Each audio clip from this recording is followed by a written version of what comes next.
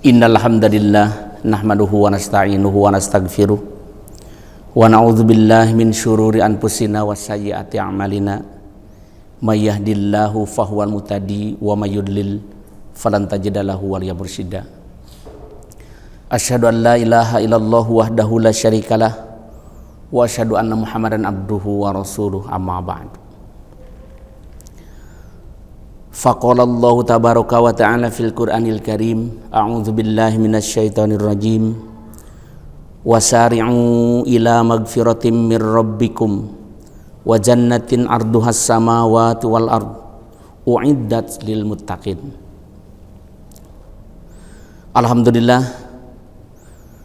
terlebih dahulu saya ucapkan rasa syukur kehadirat Allah Subhanahu wa ta'ala yang telah memberikan kesehatan juga kesempatan hingga tak terasa setahun yang kemarin kita sudah masuk dan insya Allah kita melaksanakan kewajiban ibadah saum Ramadan.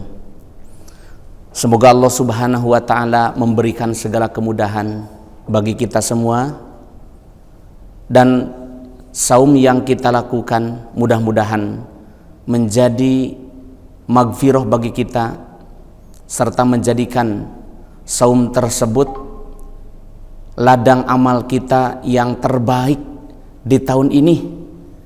Semoga Allah Subhanahu wa ta'ala menjadikan kita di antara orang-orang yang bertakwa. Insya Allah pada kesempatan kali ini saya yang bertugas untuk sedikit memberikan pengetahuan tentang orang-orang yang dirindukan surga, di mana surga adalah suatu tempat yang sangat dirindukan dan didambakan oleh setiap manusia. Sekalipun orang-orang yang mereka itu mungkin tidak memiliki keyakinan, tetap mereka itu pada dasarnya itu ingin mendapatkan keselamatan. Keselamatan yang hakiki jelas itu adanya adalah di hari akhir, yaitu mendapatkan surga Allah Subhanahu wa ta'ala. Dalam judul yang akan saya sampaikan, yaitu orang-orang yang dirindukan surga. Kalau kita melihat ayat 133 dari surat Ali Imran, Allah Subhanahu wa ta'ala mengatakan, wasari'u ila magfiratim mir rabbikum, bersegeralah kalian menuju pengampunan dari Tuhan kalian, wa jannatin, dan bersegeralah kalian menuju surga yang luasnya itu seluas langit-langit dan bumi, yang disediakan surga tersebut bagi orang-orang yang bertakwa. Melihat kalimat wasari'u menunjukkan bahwa artinya itu adalah bersegeralah, artinya cepat-cepat. Kenapa bersegera dan kenapa diharuskan untuk cepat-cepat menuju magfirah Allah dan menuju surga Allah? Artinya di sini bahwa biasanya orang kalau ada perasaan untuk menyegerakan atau ingin cepat-cepat atau bersegera menuju kepada sesuatu, itu jelas di dalamnya itu ada rasa kerinduan, rasa harap yang besar. Maka harapan kita tiada lain adalah pengampunan dari Allah Subhanahu wa ta'ala dan surga Allah Subhanahu wa ta'ala. Dan ternyata ketika kita mengharapkan, ketika kita melakukan percepatan untuk menuju magfirah Allah dan surga Allah Subhanahu wa ta'ala, artinya kita memiliki rasa rindu untuk dimasukkan ke surga, rindu untuk mendapatkan kesenangan yang abadi, rindu mendapatkan segala kenikmatan yang telah Allah sediakan di dalamnya. Maka demikian juga bukan hanya manusia yang merindukan masuk surga, akan tetapi surga pun sama, menanti, tidak sabar dan ingin bersegera serta merindukan orang-orang yang akan menghuni surga tersebut. Ikhwatu iman yang Allah muliakan, surga yang banyak di dalam ayat juga di dalam hadis-hadis yang disebutkan, jelas Allah peruntukan uiddat lil muttaqin, bagi orang-orang yang bertakwa. Di mana surga itu digambarkan juga di dalam surat Az-Zukhruf ayat ke-71. A'udzubillahi minasyaitonirrajim. Yutafu 'alaihim bisihafim min dhahabin wa akwabin wa fiha ma tashtahihil anfusu wa talazzul a'yun wa antum fiha khalidun. Diedarkan kepada mereka piring-piring dari emas dan piala-piala, dan di dalam surga itu terdapat segala apa yang diinginkan oleh hati dan yang sedap dipandang mata, dan kalian akan kekal di dalamnya. Jelas bahwa berita dari Allah Subhanahu wa taala yang diungkapkan di dalam surat ini, dalam surat Az-Zukhruf ayat ke-21, jelas semakin menambah rasa kerinduan kita untuk dimasukkan ke dalam surga Allah Subhanahu wa taala, dan juga jelas surga pun menanti kehadiran kita, kedatangan kita di dalamnya. Ternyata yang disebut dengan surga tak sabar menanti kedatangan umat Islam, umat manusia, umat kaum yang beriman. Surga menyampaikan seruannya tatkala Nabi Muhammad SAW diperkenankan oleh Allah Subhanahu wa taala saat Mi'raj ke Sidratul Muntaha. Surga memang identik dengan segala kenikmatan yang disampaikan oleh Rasulullah SAW, sehingga kenikmatannya itu tidak bisa digambarkan secara lisan. Bahkan kenikmatannya itu tidak ada satu pandangan pun mala ainun ra'at yang tidak bisa digambarkan oleh pandangan mata, wala udhunun sami'at, juga tidak bisa digambarkan oleh pendengaran telinga, wala khatara ala qalbi bashar, juga tidak akan bisa digambarkan, tersirat di dalam benak pemikiran. Artinya menunjukkan begitu sangat dahsyat luar biasanya surga Allah Subhanahu wa taala. Dalam sebuah hadis Rasulullah SAW pernah mengatakan, hadis ini diriwayatkan dalam kitab Imam Abu Dawud dan Tirmizi dari Ibnu Abbas radhiyallahu anha. Rasulullah SAW mengatakan, al-jannatu mustaqatun ila arba'ati nafarin. Surga itu sangat merindukan kepada empat golongan. Talil Quran, wa hafizil lisan, wa mut'imil ji'an, wa shaimi fi syahri Ramadan. Surga menantikan dan merindukan empat golongan. Satu, surga itu menantikan talil Quran, kepada orang-orang yang membaca Al-Quran. Yang kedua, surga juga menantikan wa hafizil lisan, orang-orang yang menjaga lisannya. Yang ketiga, wa mut'imil ji'an, surga merindukan orang-orang yang selalu berbagi rizki dan memberi makan kepada yang kelaparan. Dan yang keempat, was-shaimi fi syahri Ramadan, dan orang yang melaksanakan ibadah saum Ramadan. Hadis ini yang diungkapkan oleh Rasulullah SAW yang dicatat dalam kitab Abu Dawud dan At-Tirmidzi, jelas di sini menunjukkan bahwa kita diberitahukan oleh Rasulullah SAW ternyata orang-orang yang beriman, orang-orang yang melaksanakan amalan-amalan kebaikan itu ternyata dirindukan oleh surga. Yang pertama, talil Quran, yaitu yang rajin membaca Al-Quran. Allah Subhanahu wa ta'ala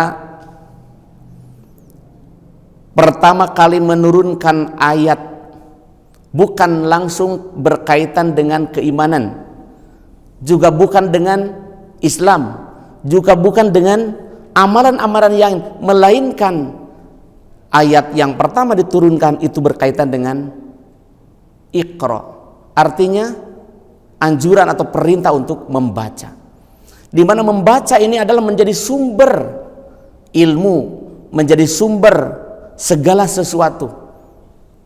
Pengetahuan terungkap berawal dari membaca. Ilmu itu banyak tersebar, dimiliki, dipahami, diperdalam oleh manusia melalui membaca. Dan terutama yang Allah Subhanahu wa taala perintahkan, Rasulullah sallallahu alaihi wasallam contohkan, bacaan tersebut berawal daripada membaca Al-Qur'an. Karena Al-Qur'an adalah sumber segala ilmu. Bahkan dalam sebuah riwayat, Al-Quran yang dibaca itu memiliki nilai-nilai pahala, bukan hanya ayat per ayat, melainkan setiap huruf yang kita baca jelas memiliki nilai-nilai pahala bagi yang membacanya. Bahkan dalam hadis Muslim, Rasulullah SAW pernah mengatakan, Iqra'ul Quran fa innahu ya'ti yaumal qiyamati syafi'an li ashabi. Bacalah oleh kalian Quran, selalu dibaca Al-Quran, karena Al-Quran itu bakal datang pada hari kiamat memberikan syafaat kepada pembacanya, kepada pemilik Al-Quran, yaitu yang membaca dan selalu mentadaruskan Al-Quran. Nah, orang yang seperti ini jelas, ini yang pertama yang dirindukan oleh surga Allah Subhanahu wa ta'ala. Kemudian yang kedua, surga menanti dan merindukan hafizil lisan, yaitu orang-orang yang menjaga lisannya. Jika diam itu adalah emas, maka bicara itu adalah perak. Artinya mengandung maksud bahwa diam dan menjaga lisan itu lebih utama daripada berbicara tanpa makna. Artinya di sini kita dituntut bahwa lisan yang merupakan indera kita, bahkan seolah-olah tanpa kendali untuk mengatakan lapad-lapad sesuka kita, tapi ternyata bahwa lisan itu bisa saja dengan lisan, dengan perkataan mendatangkan kebaikan atau menjadi pahala, atau bahkan dengan lisan itu banyak, tidak sedikit yang menuntun kita menjadi perbuatan dosa dengan menyakitkan, menyinggung, ataupun perkataan-perkataan yang tidak pantas, yang tidak layak kita ucapkan sebagai seorang muslim yang memiliki akhlakul karimah. Dalam sebuah ayat Allah Subhanahu wa taala juga mengatakan, surat Al-Ahzab ayat 70 sampai 71. Ya ayyuhalladzina amanu taqullaha wa qulu qawlan sadida yuslih lakum a'malakum wa yaghfir lakum dzunubakum wa may yuti'illaha wa rasulahu faqad faza fauzan azima. Wahai orang-orang yang beriman, bertakwalah kalian kepada Allah dan ucapkanlah kata-kata lisan kalian itu qaulan sadidan, kata-kata yang lemah lembut. Yuslih lakum a'malakum, maka dengan itu akan menjadikan amal kalian itu menjadi baik. Wa yaghfir lakum dzunubakum, maka dengan kata-kata yang baik dan lemah lembut pula kita akan mendapatkan magfirah dari Allah Subhanahu wa ta'ala dari dosa-dosa yang telah kita lakukan. Wa may yuti'illaha wa rasulahu faqad faza fauzan azima. Dan siapa yang taat kepada Allah serta kepada Rasulnya, maka dia telah mendapatkan keberuntungan yang sangat besar. Jamaah yang dimuliakan Allah Subhanahu wa ta'ala, bahkan dalam hadis yang lain Rasulullah sallallahu alaihi wasallam yang diriwayatkan oleh Imam Bukhari dan Imam Muslim, man kana yu'minu billahi wal yaumil akhiri falyakul khairan aw liyasmut. Siapa saja yang beriman kepada Allah dan beriman kepada hari akhir, maka katakanlah kata-kata yang baik, ucapan yang baik dengan penuh lemah lembut, aw liyasmut, atau kalau tidak bisa demikian, lebih baik diam. Di sini menunjukkan bahwa ternyata lisan itu dapat mengandung berbagai macam makna. Pertama, bisa jadi dengan lisan kata-kata yang baik kita akan mendapatkan pahala dan jelas memiliki akhlakul karimah. Tapi dengan lisan pula tidak sedikit, bahkan mungkin satu kata akan tetapi maknanya adalah menyakitkan, itu jelas akan membawa kita kepada berbuat dosa. Pernah Rasulullah SAW ditanya oleh sahabat Uqbah bin Amir, "Ya Rasulullah, man najat?" Kata Uqbah bin Amir, "Wahai Rasul, apa yang disebut dengan keselamatan? Apa yang dapat menyelamatkan kita?" Faqala, maka Rasulullah sallallahu alaihi wasallam menjawab, "Amsik alaika lisanaka wal yasaka baituka wabki ala khotiatika." Rasulullah SAW menjawab, yang dapat menjadikan keselamatan diri kamu, amsik lisanaka, jaga lisan kamu. Jangan segala diumbar kata-kata atau ucapan-ucapan sesuka hati asal ingin puas. Akan tetapi jangan lupa bahwa setiap kata, setiap ucap yang kita lakukan, kalau tidak menahan diri, apalagi didorong dari rasa kebencian atau iri, dengki atau hasud, jelas lisan tersebut, kata-katanya itu mengandung unsur dosa. Maka Rasulullah SAW mengatakan, kalau kamu ingin selamat, maka jagalah lisan kamu. Wal yasaka baituka, dan hendaklah rumah-rumah kamu itu membuat kamu lapang, dalam arti betahlah untuk tinggal di rumah, daripada keluar rumah banyak mengatakan kata-kata atau bertemu dengan orang tidak bisa menahan diri, lalu terpancing emosi dan kata-kata keluar menjadi dosa.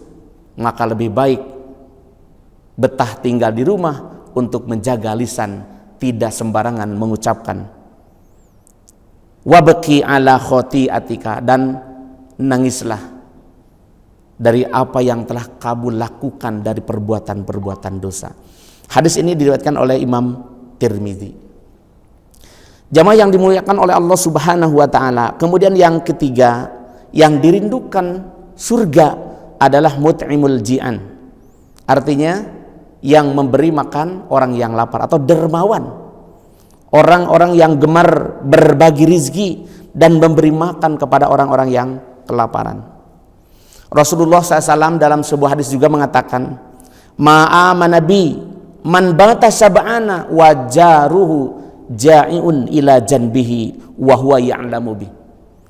Tidaklah disebut orang beriman kepadaku jika dia bisa tidur dengan nyenyak padahal tetangga di sebelahnya dalam keadaan kelaparan, padahal dia tahu tentang hal itu.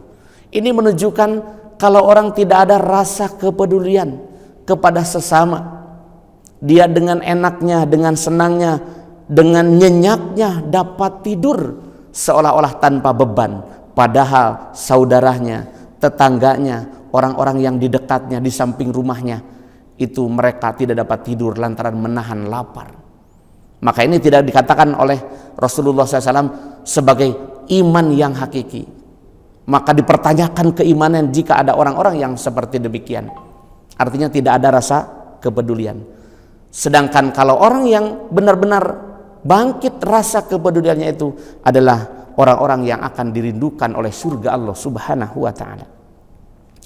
Kemudian yang keempat, yang terakhir, orang-orang yang dirindukan surga itu adalah shaimu fi syahri Ramadan. Orang-orang yang melaksanakan ibadah saum Ramadan. Yang ibadah saumnya itu benar-benar dipelihara, yang ibadah saumnya itu benar-benar mengikuti sunnah-sunnah Rasulullah sallallahu alaihi wasallam.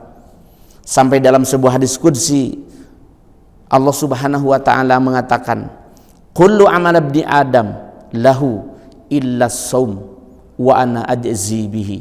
Hadis ini diriwayatkan oleh Imam Bukhari dan Imam Muslim. Setiap amalan manusia itu untuknya kecuali saum. Sebab ia hanyalah untukku dan akulah yang akan memberikan ganjaran pahalanya secara langsung. Itu janji Allah Subhanahu wa ta'ala dalam sebuah hadis qudsi. Maka sebagai kesimpulan, orang-orang yang dirindukan surga dan kita pun merindukan surga, yaitu pertama, orang yang membaca Al-Quran dan kesempatan yang seolah-olah kita sulit untuk bisa melakukan membaca Al-Quran di hari-hari yang lain. Coba kita tingkatkan bacaan tersebut, bacaan Al-Quran itu, tadarus Al-Quran di bulan Ramadan. Kemudian yang kedua adalah orang yang mampu menjaga lisannya, menahan lisannya dari ucapan-ucapan yang bisa jadi menuntun kepada melakukan dosa. Kemudian yang ketiga adalah orang-orang yang tersentuh hatinya, rasa kepeduliannya bangkit, selalu memperhatikan orang-orang di sekitarnya. Jangan sampai ia merasakan tidur nyenyak, tenang, padahal tetangga di sebelahnya atau saudaranya atau orang-orang yang ada di dekatnya, mereka itu belum makan atau belum mendapatkan konsumsi makanan. Maka inilah orang yang tampil bangkit, peduli, memberi, berbagi, insya Allah termasuk orang yang dirindukan surga. Yang terakhir, orang yang melaksanakan saum Ramadan. Mudah-mudahan saum Ramadan kita pada tahun ini Allah Subhanahu wa ta'ala menerima, serta amal-amal yang lainnya pun Allah terima sebagai amalan makbula. Demikian uraian singkat yang saya sampaikan yang berjudul orang-orang yang dirindukan surga. Mudah-mudahan kita termasuk di antara orang-orang yang merindukan surga dan dirindukan oleh surga Allah Subhanahu wa ta'ala. Demikian yang bisa saya sampaikan. Aqulu qauli hadza wa astaghfirullah li wa lakum. Rabbana atina fid dunya hasanah wa fil akhirati hasanah wa qina adzabannar. Assalamualaikum warahmatullahi wabarakatuh.